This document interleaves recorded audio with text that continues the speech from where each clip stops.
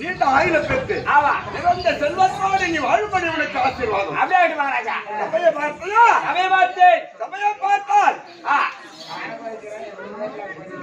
உன் அறிவிக்க ஆச்சாரத்துக்கு எப்படி தோற்றப்படுகிறது? லட்சுமி கடாதி சபை. லட்சுமி கடாட்சி பொருந்திய சபை. நாங்கய்யா வணக்கம் வணக்கம் வணக்கம். நீண்ட ஆயுள பெற்று நிறந்த செல்வத்தோடு நீ வாழ்படி உனக்கு ஆசீர்வாதம். சபையை பார்த்தியா? பார்த்தேன். முன்னாள் பார் பெரியவர்கள் வந்திருக்காங்க. கற்றோர் கருணையற்றோர் நம்மை பெற்றோர் பெரியவர்கள் வந்திருக்கின்றார். மாதா பிதா குரு தெய்வம் 4 வேதம் 6 சாஸ்திரம் கல்விக்கா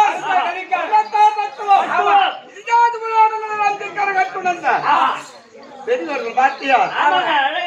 முன்னால் அமர்ந்திருக்கார் பார். ஆனால் நாட்டில் சுதந்திரம் வாங்கினார். காந்தியடிகள் மாதிரி அமர்ந்திருக்கார் பார்த்தியா?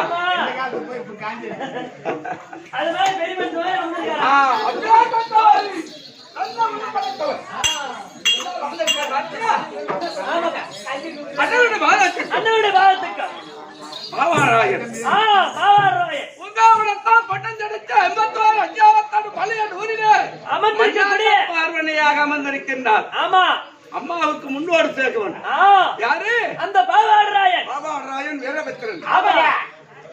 அப்பேற்பட்ட பாவாடராயன் அவருடைய பாதத்திற்கு அம்மன் அங்காளம்மனுடைய பாதத்திற்கு சபையில எழுந்தருடைய நாட்டாமை கர்ணம் தலைவர் அண்ணனுடைய பாதத்திற்கு கபடி அணிவருக்கு வாத்தியார் அவர்களுக்கு திருமண் வணக்கம்.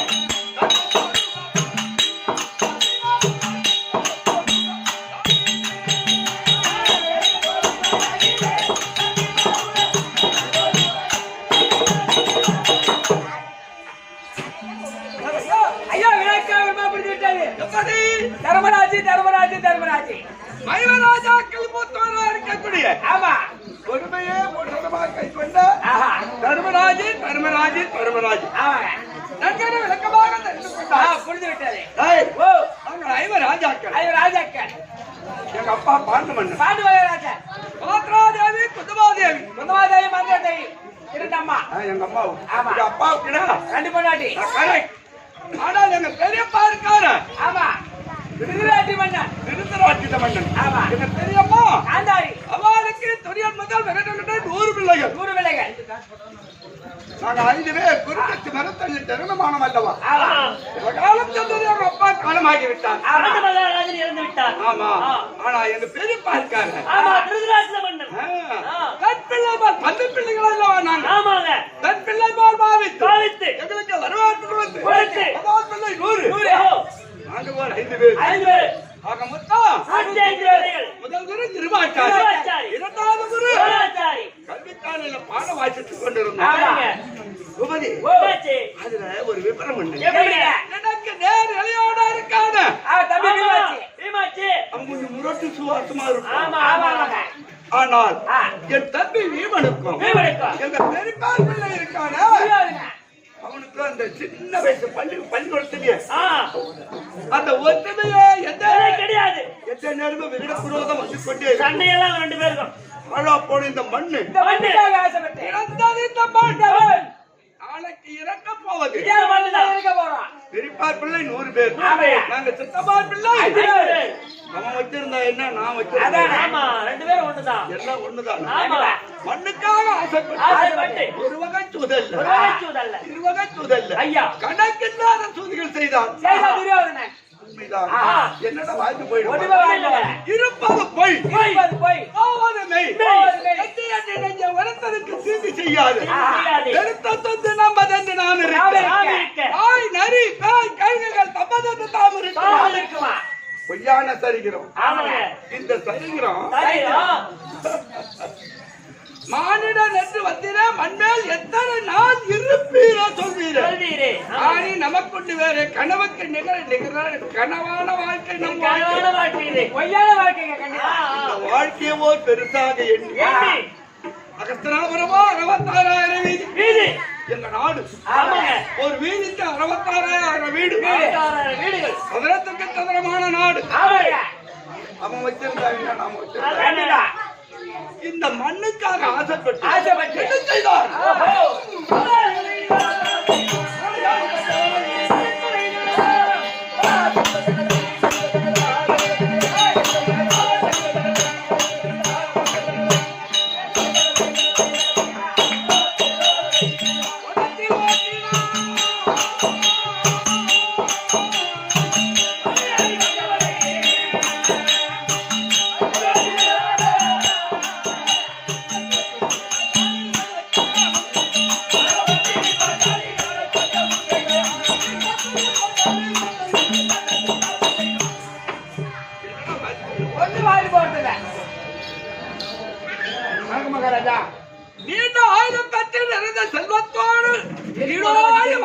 சந்தோஷம் கொஞ்சம் வெயிட் பண்ணிக்கலாம். என்னத்துக்கு வெயிட்லாக்கு நீங்க போங்க. இந்த நேரத்துல வேணாம் போங்க. காலையில பாரு கட்ட. ஆனால் மண்ணுக்காக ஆசைப்பட்டு நாங்க சித்தப்பார் பிள்ளை எங்களுக்கு பாகம் கொடான் கொடான் கொடான் கொடான் என்று ஆண்டாளியை திருமணம் செய்து எந்திர பிரசத்த நகரம் ஏற்பாடு செய்து அதில் சந்தோஷகரமாகத்தானே குடியேறி இருந்தோம். அந்த நேரத்தில் அந்த சின்ன சித்தப்பா இருக்காரு. ஆமா அவர் கணத்திலே நிருபத்தை கொண்டு வருகிறார். சுபதி வரும்போது எங்க சித்தப்பா தேம்பி தேம்பி தேம்பி தேம்பி தேம்பி அழுதுகிட்டே வராரு. அப்போ நான் முன்னால் சென்று ஏன் சித்தப்பா அழுவுறேன், என்ன காரணம், அங்க அகஸ்தனாபுரத்தில் என்ன நடந்தது. நாங்க புது தம்பதிகள். கல்யாணம் நடந்த உடனே இந்திரபிரசத்த நகரத்துல குடியேறி இருக்கோம். கண்டிப்பா. அப்போ முன்னாள் தந்து வரவேற்பு கொடுத்து சித்தப்பா அழைக்க நேரத்தில் அவர் என்ன சொல்றாரு, மகனே தர்மா மகனே தர்மா கருத்ததெல்லாம் களம் வெளுத்ததெல்லாம் பால் கள்ளம் கபடில்லாத பேசுறியடா மகனே. அது என்ன சூது நடக்குமோ ஒன்னும் புரியலையே அப்படி என்று அழுதுகினே நிருபத்தை கொடுத்தார். ஆமா, நிருபத்தை வாங்கி பிரித்து பார்த்தால் எங்க பெரியப்பா திருந்திராட்டு மன்னன் கையொப்பட்டிருக்காரு. கண்டிப்பா போகாத இருக்கலாமா? கண்டிப்பா போயிடும். அப்படிதான் 4 பேர் யாகபத்தினி பாஞ்சாலி எல்லாரும் சென்றோம். அதற்காக ஒரு மணிமண்டபம் ஏற்பாடு செய்திருப்போம் போல தெரியுது. எனக்கு தெரியாது. அந்த மண்டப அழகை பார்த்து கொண்டு வருகிற நேரத்தில் அந்த இடத்துல வந்த உடனே அண்ணா அண்ணா அண்ணா பாசமா கூப்பிடுறான் துரியோதனா. தம்பி துரியோதனா, ஏன்பா என்னப்பா என்னடா அப்படின்னு கேட்கிறான். அண்ணா அண்ணா நமக்குள்ள சித்தப்பா பிள்ளை பெரியப்பா பிள்ளை ஏதாவது பாகுபாடு இருக்கா? எதுவும் இல்லைங்க, ஒற்றுமையாக இருப்போம் அல்லவா? இங்க அவத்து பொழுதுபோக்காக ஓர் விளையாட்டு விளையாடலாம் அப்படி துரியோதனா சொல்றான். கேட்கிறான் என்ன? சரி தம்பி துரியோதனா, துரியோதனா என்னடா விளையாட்டு நீ தான் சொல்லண்டா. நான் கேட்கிறேன்.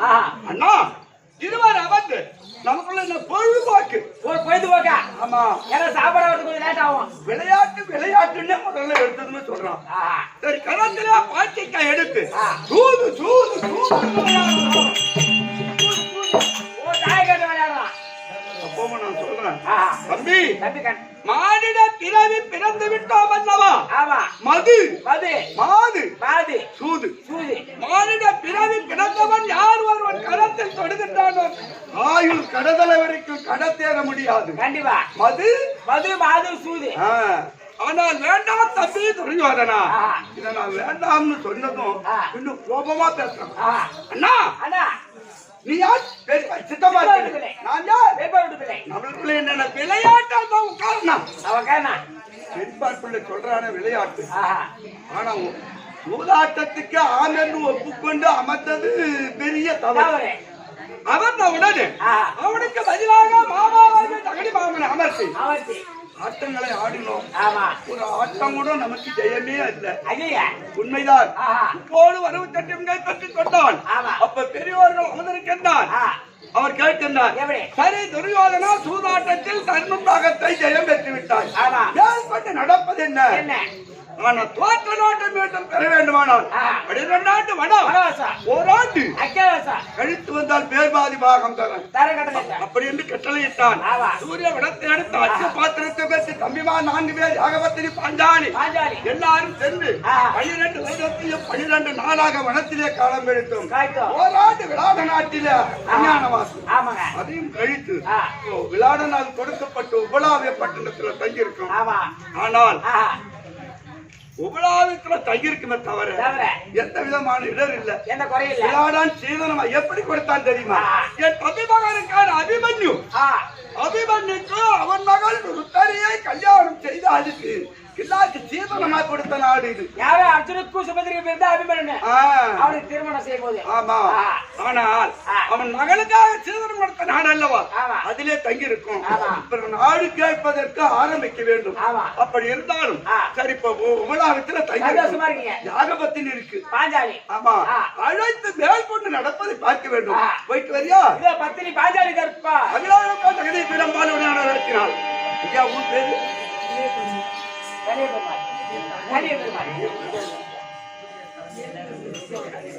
பிள்ளையாருக்குப்பா தலைமை எழுதலையா? கலிய பெருமாள் எனப்பா எனக்காக கொடுக்கக்கூடிய ரூபாய் 100 யாரா கற்பனம் என்றால் இதோ பப்படம் ஆடக்கூடிய ஐயாக்க பூபதிக்காக கொடுக்கக்கூடிய ரூபாய் 100 இல்லைங்க. கேட்டு மாறிங்க. யாரா கற்பனம் என்றால் ஆயப்பாடு திலகன் அசோதித்த கண்ணனை அவர் வங்கியில் இருந்து பந்து மரத்து பால்பாடு வங்கி 200 காணிக்க கொடுக்க மறு காணிக்க மலை போல கிருஷ்ணாவன கற்பனை சீக்கிரமாக சென்று பாஞ்சாலி அழைத்துன்னு போயிட்டு வா. பத்தினி பாஞ்சாலி நடிப்பா.